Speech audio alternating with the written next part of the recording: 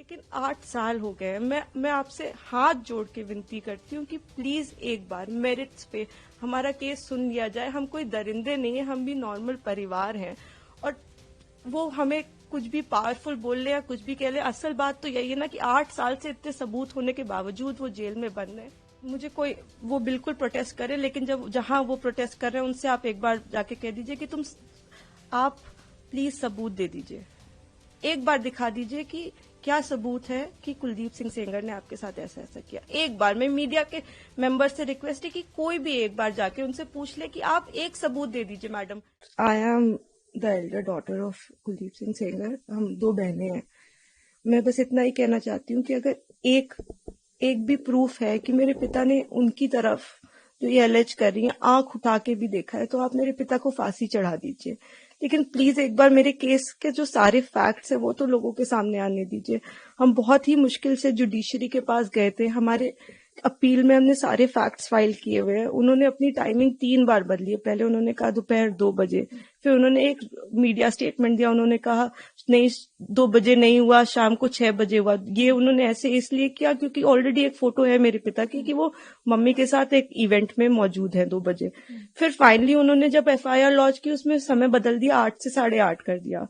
Record पे है कि जो मेरे फादर की लोकेशन है, वो जो अलेज कर रही है जो जगह, उससे 17 किलोमीटर दूर मेरे फादर की लोकेशन है।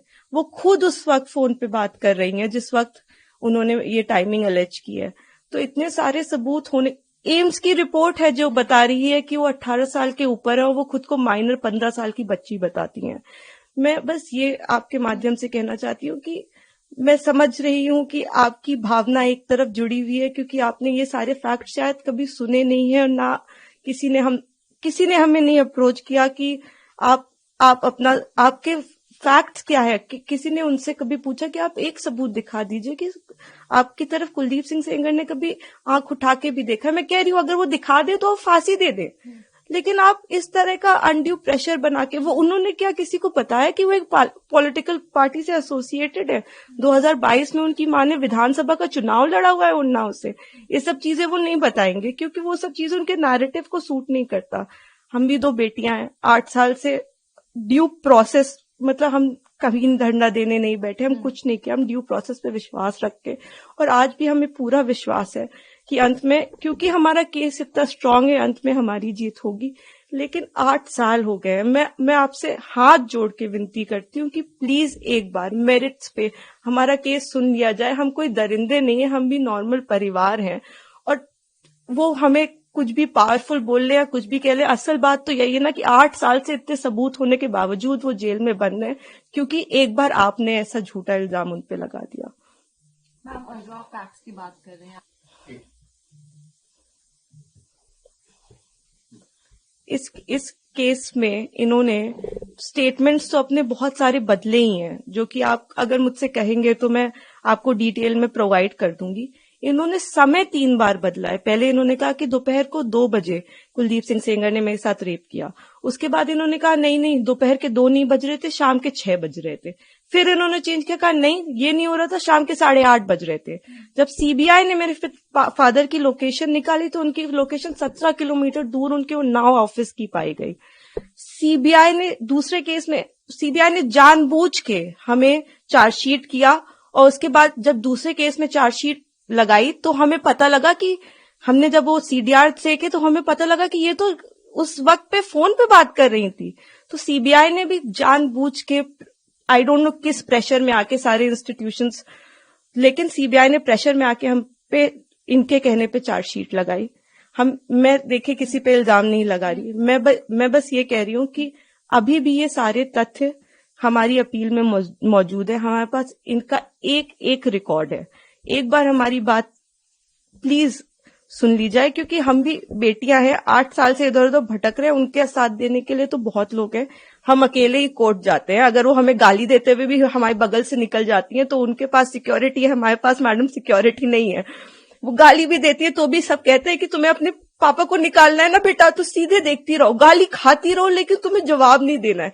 हमने आज तक किसी को जवाब नहीं दिया, यही सोचते हुए क्योंकि हम प्रोसेस में कि हम हर चीज सही ढंग से करेंगे, हम किसी ऐसे वैसे लोगों के पास नहीं जाएंगे, तो कहीं ना कहीं इतने सबूत है इसमें कि हमें जीत मिलेगी।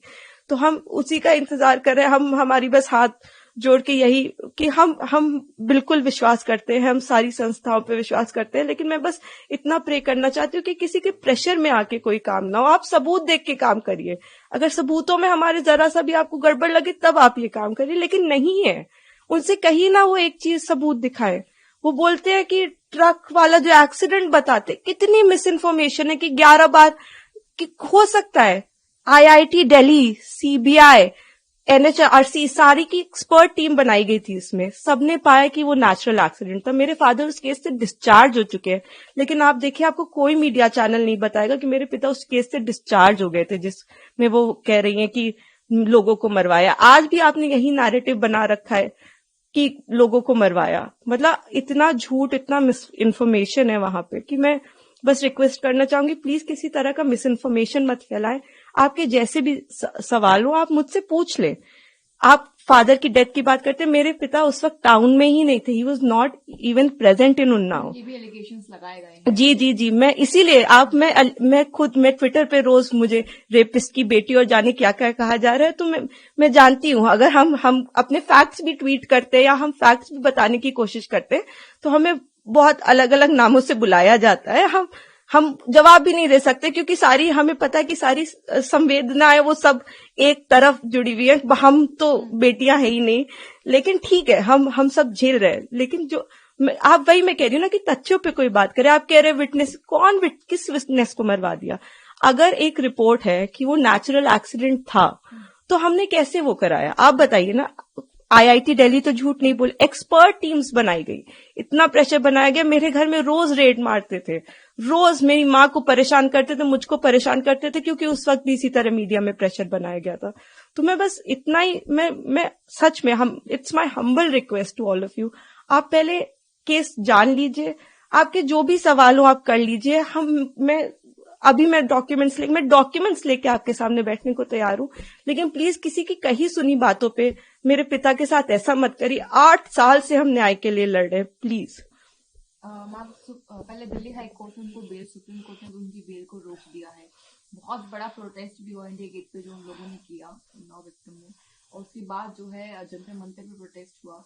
जी, मैं सारी चीजें देख रही हूँ। मैंने आपको इसीलिए बताया कि कुछ उनके पॉलिटिकल अफिलिएशंस भी हैं, और मुझे कोई वो बिल्कुल प्रोटेस्ट करे, लेकिन जहां वो प्रोटेस्ट कर रहे हैं उनसे आप एक बार जाके कह दीजिए कि आप प्लीज सबूत दे दीजिए, एक बार दिखा दीजिए कि क्या सबूत है कि कुलदीप सिंह सेंगर ने आपके साथ ऐसा ऐसा किया। एक बार मैं मीडिया के मेंबर से रिक्वेस्ट है कि कोई भी एक बार जाके उनसे पूछ ले कि आप एक सबूत दे दीजिए। मैडम, मैंने तो 6-7 पॉइंट बताए हैं, आप एक पॉइंट बता दीजिए कि ये सबूत है कि आपके साथ ऐसा ऐसा उस दिन हुआ, सिवाय आपके बोलने के, जिसमें भी आपने कई बार अपने बयान बदले हैं। आपने मेरे पिता पे आपने एक केस फाइल किया, अन्य लोगों पे 2.5 महीने बाद आपने सोच समझ के, शायद ये आप में से कम लोगों को पता होगा, 2000 में इनके चाचा हिस्ट्री शीटर हैं, उनपे 17 मुकदमे हैं, 17, and these are not put by us. मैं जब पैदा हुई हूं उसके पहले से मुकदमे चल रहे हैं, तो इसके पहले कि लोग इसमें भी कुछ सोचे। 17 मुकदमे सन 2000 में वो मेरे चाचा पे अटेम्प्ट टू मर्डर का उनके ऊपर केस चला है, वो इस वक्त तिहाड़ में बंद है, जो इनके चाचा है। तो आज की इनकी दुश्मनी नहीं है हमसे, इनकी दुश्मनी हमसे पुरानी है। तो बहुत सारे कारण हैं। अगर आप कोई भी मुझसे सवाल पूछना चाहते हैं तो आप मुझसे डिटेल पूछे, मैं सारी सवालों का आपका जवाब। मैं बस चाहती हूँ कि आप फैक्ट्स पे बात करें। आप एक बार, मैं भावनाएं समझती हूँ सबकी, किसी को भी, मैं खुद एक बेटी हूँ, मुझे ये कहानी किसी बच्ची की सुनाई जाती तो मैं भी शायद ट्विटर पे गालियां ही लिख रही होती, लेकिन उस कहानी में कितना सच है ये जान लीजिए कि दूसरी तरफ भी हैं बेटियां, दूसरी तरफ भी लोग हैं। जिस इंसान को आप इतना बुरा समझ रहे हैं वो नहीं है, वो 2 बच्चियों के, और मैं इसलिए नहीं कह रही कि आप आर्ग्यूमेंट्स वो लेके आए, लेकिन वो भी इंसान, क्या उन्होंने देखा भी आंख से? आप एक प्रूफ दे दीजिए और आप मेरे पिता को फांसी पे चढ़ा दीजिए। मैं कह रही हूं, अगर एक भी सबूत है कि मेरे पिता ने उस लड़की की तरफ आंख उठा के भी देखा है तो आप मेरे फादर को फांसी दें। लेकिन अगर वो सबूत नहीं है तो हमें पूरा हक है कि हमारे भी सबूत सुने जाएं। प्लीज हमें वो मौका दीजिए। तो मैम आपने फैक्ट्स का जिक्र किया है, तो जब इनको बेल दी तो क्या इन्हीं फैक्ट्स के बेसिस पे बेल मिलती है, कहना सही होगा? बिल्कुल, आपने शायद डिटेल्ड ऑर्डर देखा होगा, उसमें आप मेरे जो सीनियर एडवोकेट रहे, उन्होंने मिस्टर एनहरियरन जी, उन्होंने सारे पॉइंट्स पे आर्ग्यू किया था। उन्होंने आर्ग्यू किया था कि ये माइनर नहीं थी, एम्स की रिपोर्ट है। उन्होंने आर्ग्यू किया था कि 3 अलग अलग इन्होंने टाइम बताए। उन्होंने आर्ग्यू किया था कि हमारे पिता की सीडीआर लोकेशन 17 किलोमीटर दूर की। उन्होंने आर्ग्यूमेंट किया था कि ये फोन पे है। आप ऐसा नहीं है कि कोर्ट के सामने हम जाके कह दिया हम पब्लिक सर्वेंट नहीं है और कोर्ट ने कहा कि आप रिहा हो जाइए। हमने सारा पूरी चीज कोर्ट के सामने प्रस्तुत की और हर चीज लीगली हुई है। मैं कह रही हूँ कि जो लोग ऑर्डर का ऑपरेटिव, आप पूरा ऑर्डर पढ़िए ना कि क्या हमारी तरफ से सिर्फ एक ही आर्ग्यूमेंट किया गया है। हमने पूरी चीज, हमने 5 पॉइंट अपने कोर्ट के सामने रखे हैं। तो अभी आखिरी सवाल है मैम मेरा आपसे, अभी सुप्रीम कोर्ट में ब्रीफ को आप कैसे देखते हैं? देखिए, ये तो आप लोग बेहतर समझते हैं कि वेकेशंस में, और आपने मुझे ऑलरेडी बताया ही, लेकिन हमें जुडिशरी पे पूरा विश्वास है। हम 8 साल से इसी विश्वास पे जिंदा हैं, क्योंकि हमें जुडिशरी पे विश्वास है, हमें इस प्रोसेस पे विश्वास है कि एक ना एक दिन इतने अच्छे सबूत हैं, और जब तक मैं जिंदा हूं तब तक तो वो कागज कोई नहीं मिटा सकता, वो फैक्ट्स कोई नहीं मिटा सकता। तो उन फैक्ट्स के होप में कि ये एक दिन सबके सामने आएंगे, मैं जिंदा हूं। और मैं यही कहना चाहती हूँ कि प्लीज किसी भी इंस्टीट्यूशन पे आप अपनी भावनाओं पे आके मत प्रेशर बनाएं। आप एक बार फैक्ट समझ लें, आप समझ लें कि आप क्या सपोर्ट कर रहे हैं, किस चीज का सपोर्ट कर रहे हैं। आपने सिर्फ एक साइड सुनी है अभी, और दूसरी तरफ को जानने की कोशिश भी नहीं की। तो थोड़ी कोशिश करके, बाकी हमें पूरी उम्मीद है कि हम आगे इसमें जीतेंगे। ये हम उम्मीद पे ही 8 साल से जी रहे हैं, लेकिन होपफुली कि हमारे फैक्ट्स इस बार इग्नोर नहीं किए जाएंगे। हमें पूरी उम्मीद है कि हम सुप्रीम कोर्ट से जीतेंगे।